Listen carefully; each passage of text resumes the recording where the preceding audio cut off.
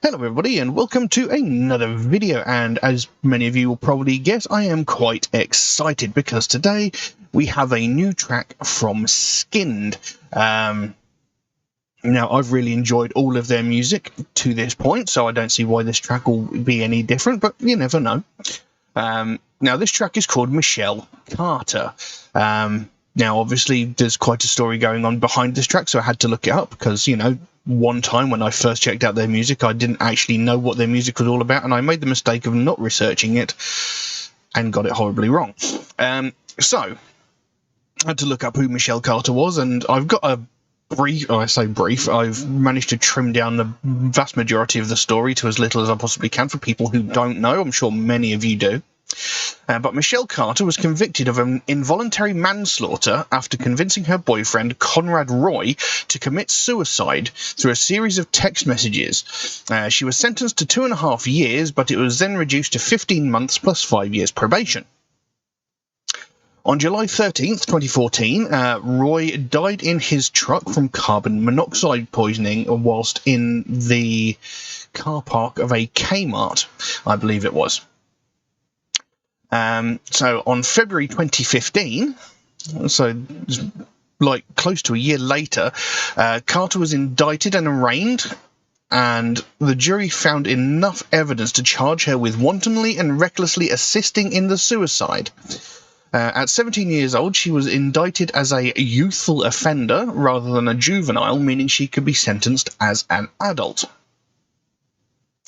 Move on to June 16th, she was found guilty of involuntary manslaughter, and it was stated that Roy broke the chain of self-causation by getting out of his truck. Basically means because he got out of his truck, it wasn't, you know, he was having reservations about the idea of doing what he was doing, you know, but because of the conversation between Carter and himself, she convinced him to get back in his truck and go through with it, and this is what led to his death. So she, in essence, contributed to his death, because she basically said, you know, you've been wanting to do this for a while, because he was suicidal, and he had been considering it and talking about it for quite some time. And her turning around to him and going, look, you've been considering doing it for quite some time now, just get on with it, just do it. And because of that, she is basically a part of the action. So yeah, she encouraged him to get back in his truck and go through with it, and that is what led to his death. On February 11th, 2019, you know, so this has been going on for quite some time. So in 2019, she began serving her sentence after her lawyers asked for a stay of sentencing while they exhausted all possible options for appeal. She had requested a parole hearing on September 20th of 2019, but was denied. January 23rd, 2020, she was released early for good behaviour, and that's something I don't believe in, released early on good behaviour. I mean, you're involved in someone's death. It doesn't matter how good you behave. You've helped kill someone, or you have killed someone. You shouldn't be allowed out just because you were nice to everybody else. You know, it shouldn't work that way. But anyway, that's what it is. Now, as this song has just been released, there are no lyrics available for this track as yet. Well, I say that because I signed up to Skynd newsletters, I actually get access to these tracks early, as do many other people. So I'm actually recording this before the track has been officially released. So at this point, there are no lyrics available, but we know the story behind the song, so we'll jump into the track. Like I said, unfortunately no lyrics, but I've been looking forward to this, so let's go. So this is Michelle Carter by Skynd.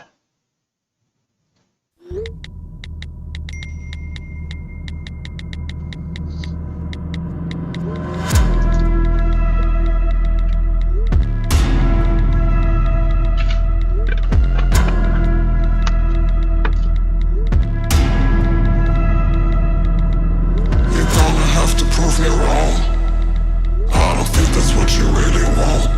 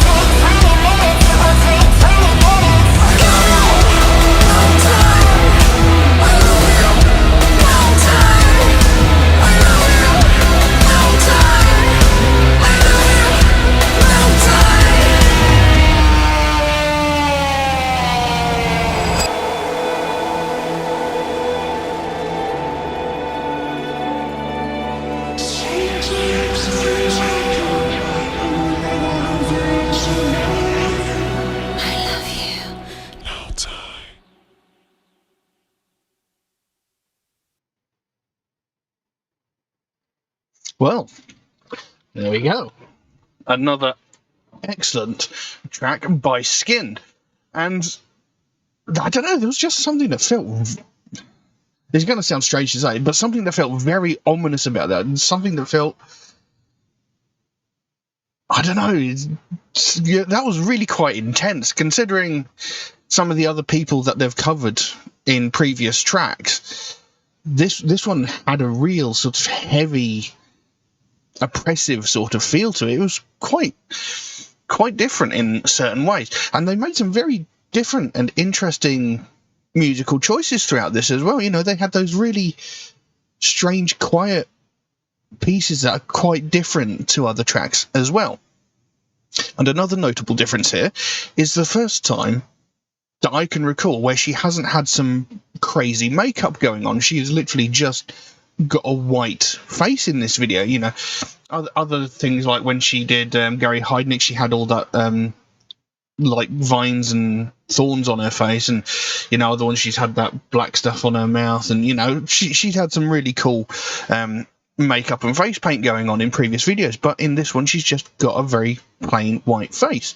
So that's another interesting thing.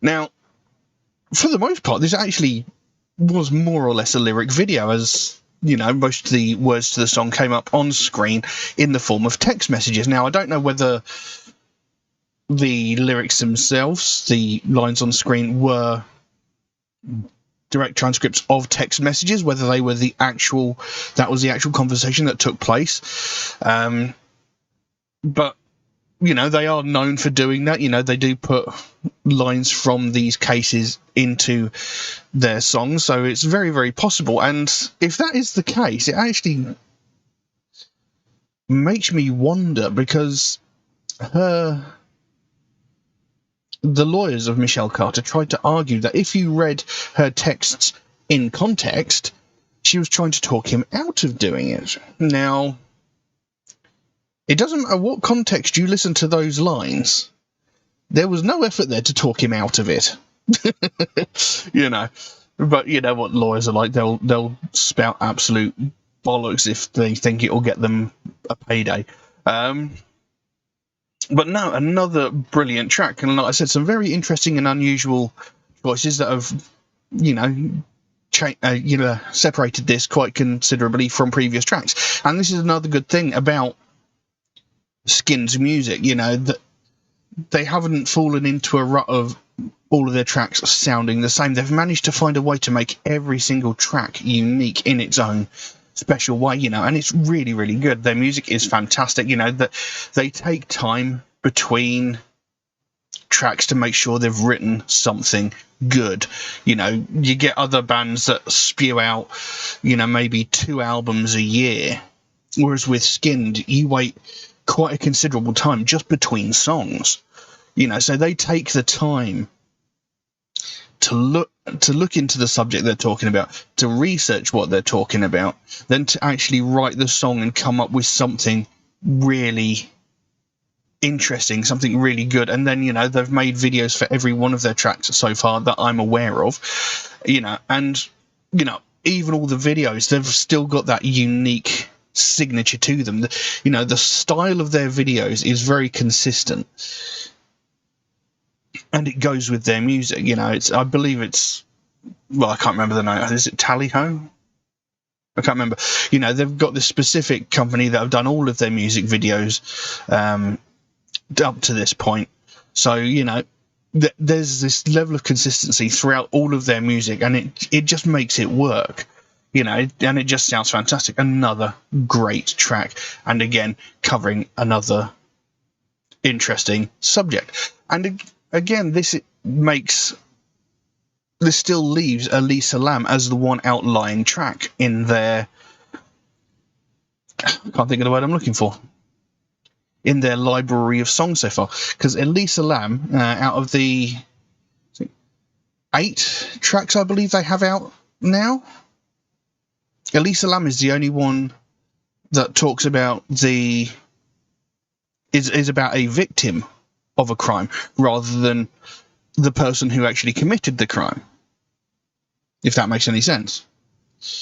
You know, Elisa Lam isn't about a murderer, a killer, or someone who has been in prison or whatever. That's the only song of theirs so far that I'm aware of that is about the victim of a crime rather than the perpetrator of a crime. So, you know, that still leaves that one as an interesting and outlying track.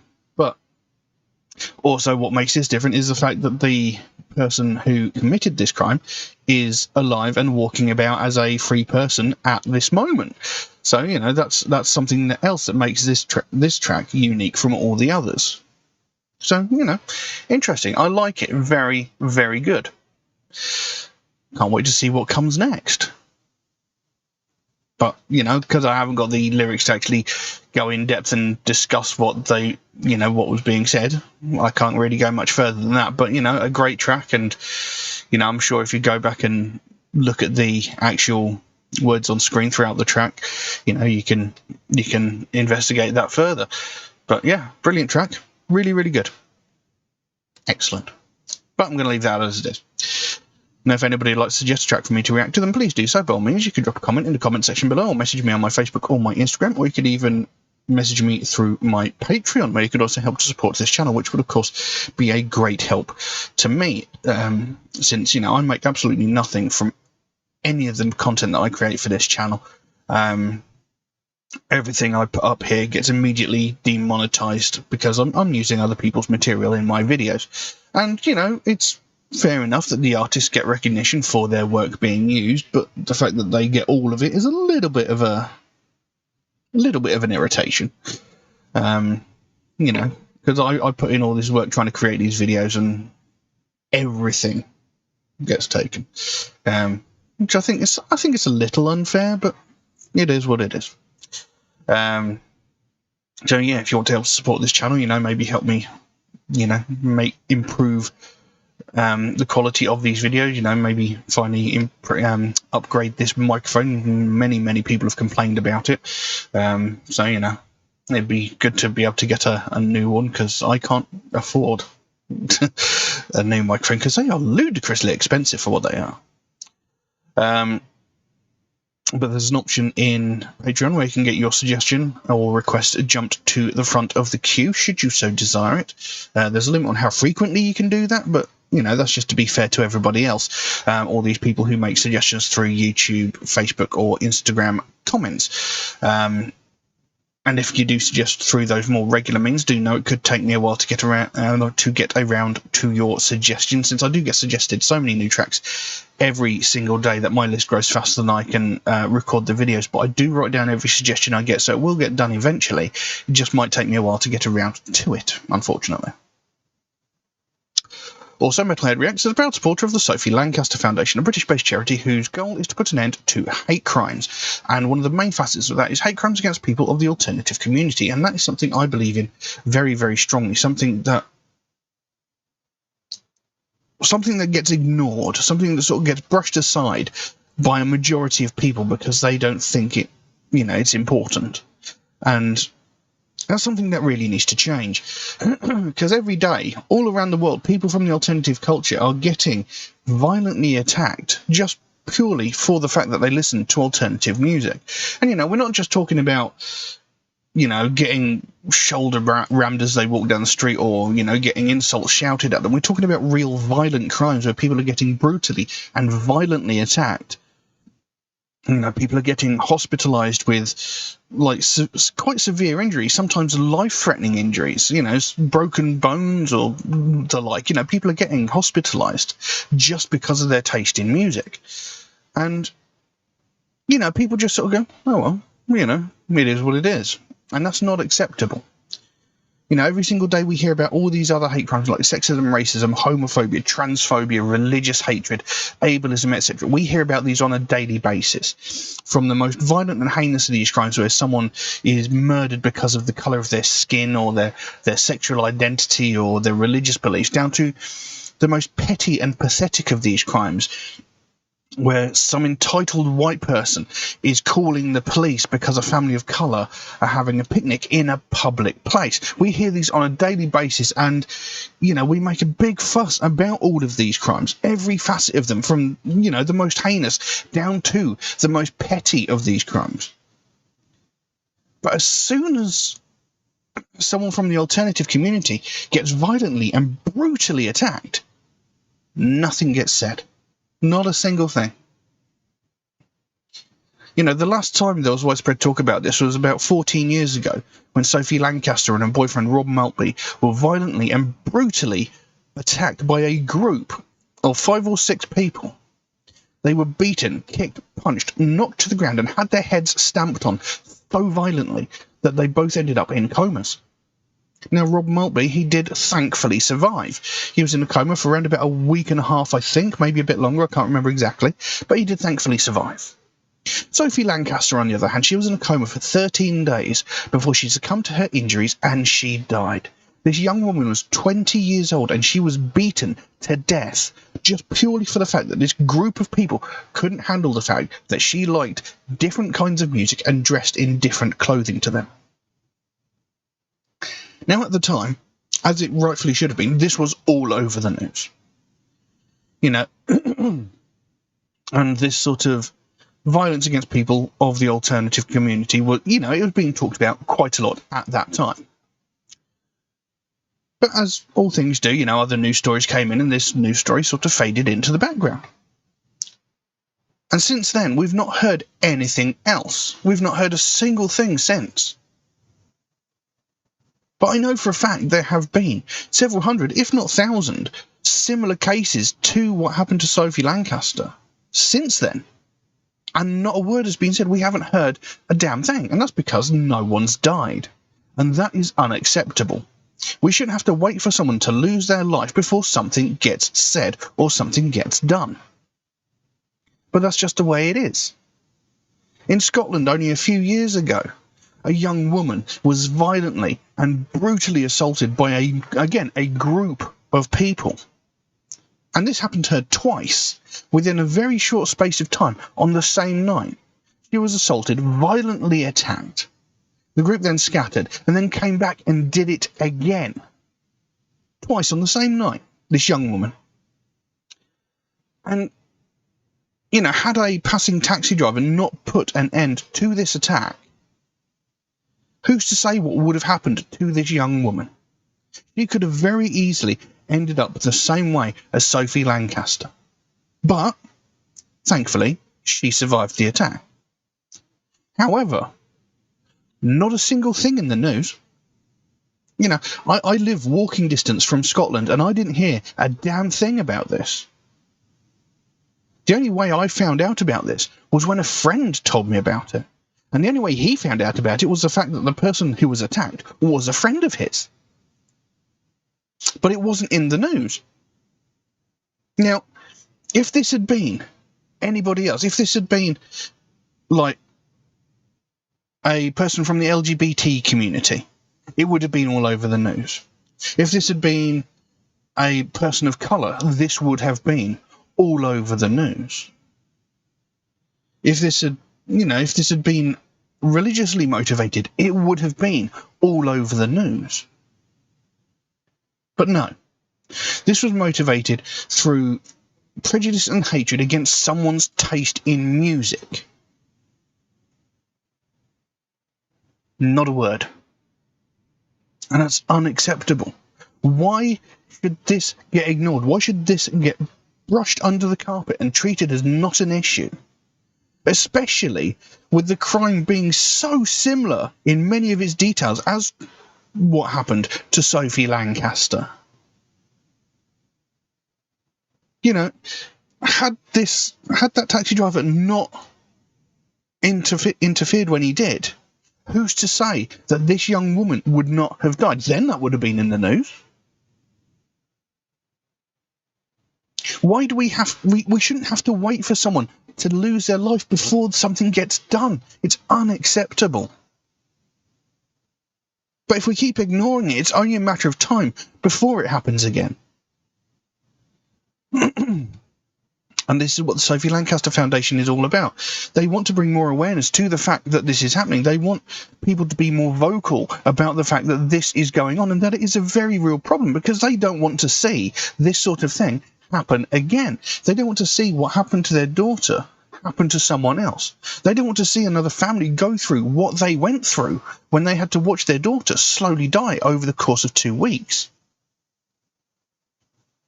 But if we keep ignoring it, it's only a matter of time before it happens again. If we keep ignoring it, the people committing these crimes are just going to think that they can get away with it because nothing is going to be done. They're not going to face any consequences. And we can't have that. So if you'd like to find out more about the Sophie Lancaster Foundation, there is a link to their website in the description below. You can go over there, find out what they're working on at the moment, find out what their overall goal is, because they can explain it a lot better than I can. And if you can help them out in any small way, whether it be a small donation through their website or something as simple as like one of these Sophie wristbands, maybe even that one, you know, they've got a whole bunch of other really cool stuff, you know. But, you know, the smallest amount can make the biggest difference. And the sooner we get more people talking about this, the sooner we sort of make ourselves more vocal over this, the sooner we get more people talking about it, the sooner we can help to stamp out prejudice, hatred, and intolerance everywhere. But I'm going to leave that as it is for the time being. Thank you all very, very much for watching, and I'll see you again soon. Bye-bye.